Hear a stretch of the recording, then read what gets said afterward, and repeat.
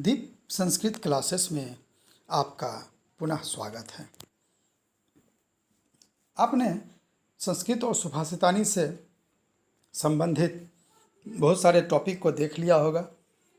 नीचे लिंक भी दिए गए हैं, आप उनसे भी मदद लें।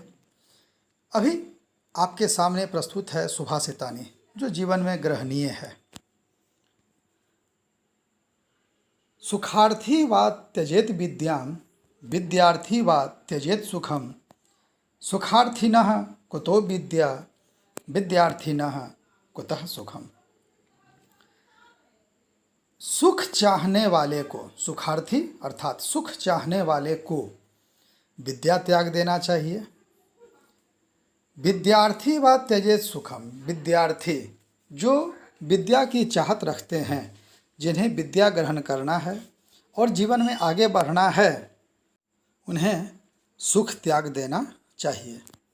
क्योंकि सुखार्थिनः कुतो विद्या, जो सुख चाहने वाले हैं उन्हें विद्या की प्राप्ति नहीं होती है।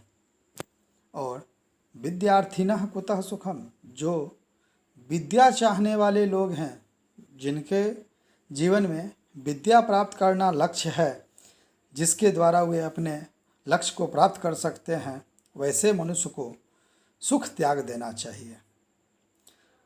सामान्य अर्थ में सुख चाहने वाले को विद्या त्याग देना चाहिए, क्योंकि विद्या बिना परिश्रम के नहीं हो सकती है।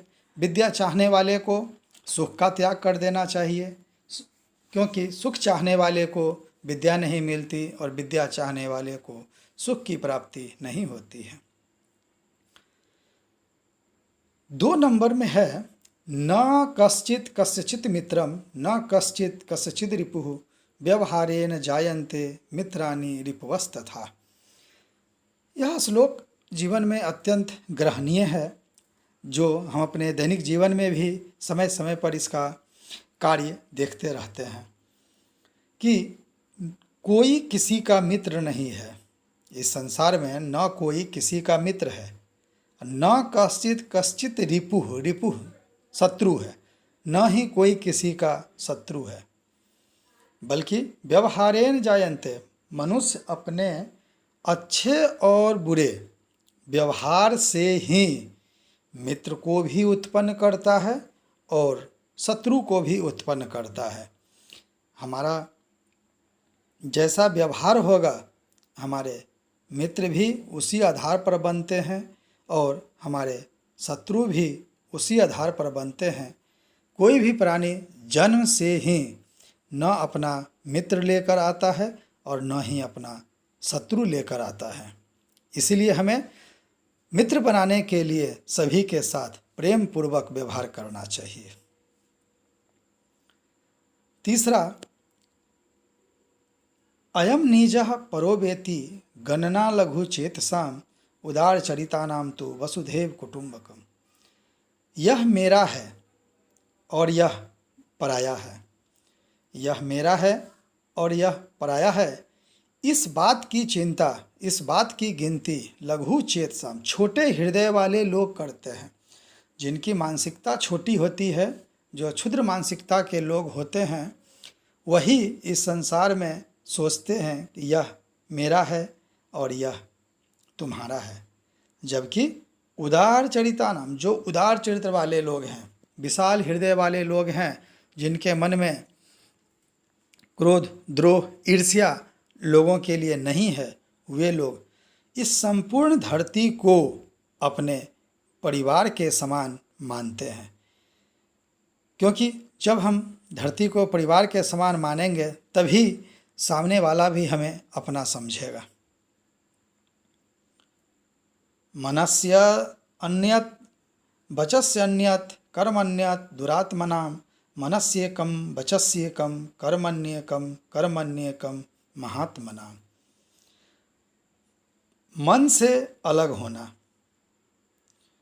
वचन से अलग होना और अपने कर्म से अलग होना, यह दुरात्मा, बुरे हृदय वाले लोगों का लक्षण है, दुष्टों का लक्षण है। जो बुरे प्रवृत्ति के लोग होते हैं, दुष्ट प्रवृत्ति के लोग होते हैं, वे आपके सामने अपने मन में वे कुछ सोचते हैं, जबकि आपके अपने वचन से आपके सामने बहुत मधुर मधुर कहेंगे, हमेशा आपको आगे बढ़ने के लिए प्रेरित करेंगे, हमेशा आपको सहायता का वचन देंगे। लेकिन आवश्यकता पड़ने पर वे पीछे हट जाएंगे, आपको आगे बढ़ा देंगे। जब समस्याएं आपके साथ खड़ी होंगी वो पीछे हो जाते हैं। ऐसे लोग दुरात्मा की श्रेणी में आते हैं जो हमेशा मन से, वचन से और कर्म से दूसरों की बुराई चाहते हैं। जबकि मन से एक, वचन से एक और कर्म से एक होना यह महात्माओं का लक्षण है। महात्मा अर्थात सज्जन लोग जो वास्तव में आपका हित चाहते हैं, आपकी भलाई चाहते हैं और चाहते हैं कि आप भी प्रगति करें, वे लोग मन से भी एक होते हैं, वचन से भी एक और कर्म से भी। वह जो कहेंगे वही करेंगे और वही आपको आगे बढ़ने में भी हमेशा आपकी मदद करते रहते हैं। मित्रों, आपको यह जीवन में उपयोगी, प्रेरणाप्रद सुभाषितानी कैसा लगा, आप निश्चित रूप में कमेंट में लिखें।